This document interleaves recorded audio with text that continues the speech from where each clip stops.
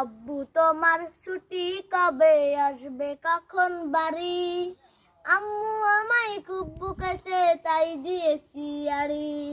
আব্বু তোমার ছুটি কবে আসবে কখন বাড়ি? আম্মু আমায় খুব বকেছে তাই দিয়েছি আড়ি।